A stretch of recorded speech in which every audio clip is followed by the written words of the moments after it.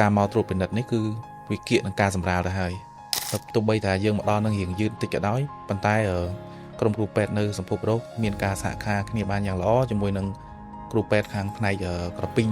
អង់ដូគ្រីនពេលដែលចូលក្នុងបន្ទប់សម្រាលហ្នឹងខ្ញុំភ័យជាងប្រពន្ធ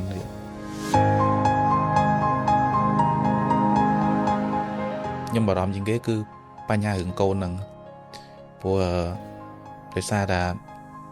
ការមកត្រួតពិនិត្យនេះគឺវិគៀកនឹងការសម្រាលទៅហើយអញ្ចឹងយើងដឹងស្រាប់ហើយថាជំងឺទឹកនោមផ្អែមអាចឲ្យកូនស្លាប់ក្នុងពោះ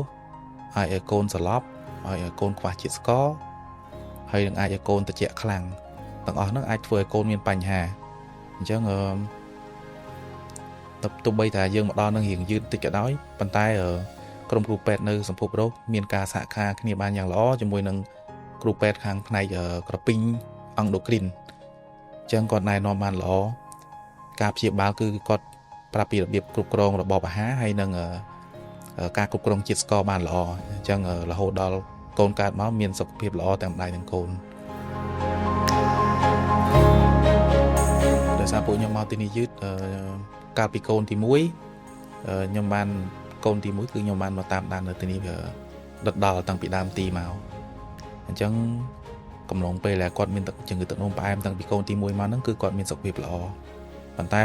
ជាក់ស្ដែងមកដល់កូនទី2នេះខ្ញុំបានផ្លាស់ប្ដូរន័យថាខ្ញុំអត់បានមកពិនិត្យនៅនឹងតាំងពីដើមទីទេខ្ញុំទៅតាមដាននៅកន្លែងផ្សេងចា៎តាមការណែនាំរបស់គ្រួសារខ្ញុំក៏សាកល្បងទៅកន្លែងផ្សេងប៉ុន្តែដោយសារថាអត់និយាយចំអត់អស់ចិត្តបានខ្ញុំត្រឡប់មករោងនឹងម្ដងទៀតចង់ដឹងថាមានអានឹងអត់ពេលមើលទៅមានមែនអញ្ចឹងនៅពេលដែលរកឃើញរោគវិនិច្ឆ័យថាមានជំងឺទឹកនោមផ្អែមលើកទី2ចំពោះកូនទី2ហ្នឹងមែនអញ្ចឹងក្រុមគ្រូពេទ្យនៅនេះក៏គាត់ខ្នះខ្នែងស្វះស្វែងរកមធ្យោបាយព្យាបាលរហូតដល់កូនកើតមកមានសុខភាពល្អទាំងម្ដាយទាំងកូន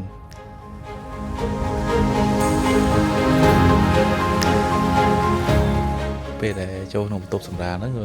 ខ្ញុំភ័យជាងប្រពន្ធព្រោះដោយសារខ្ញុំដឹងថា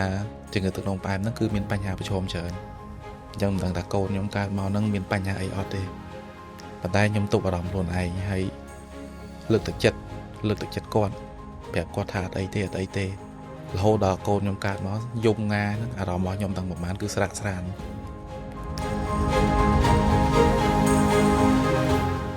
ច្បាស់ណាស់ខ្ញុំពិតជាស្ដាយហើយខ្ញុំនឹងមានវិបត្តិសេរីខ្លាំងបើសិនបើកូនខ្ញុំកើតមកមានបញ្ហាដោយសារតែជំងឺទឹកនោមផ្អែមកំឡុងពេលម្ដាយពោះពោះ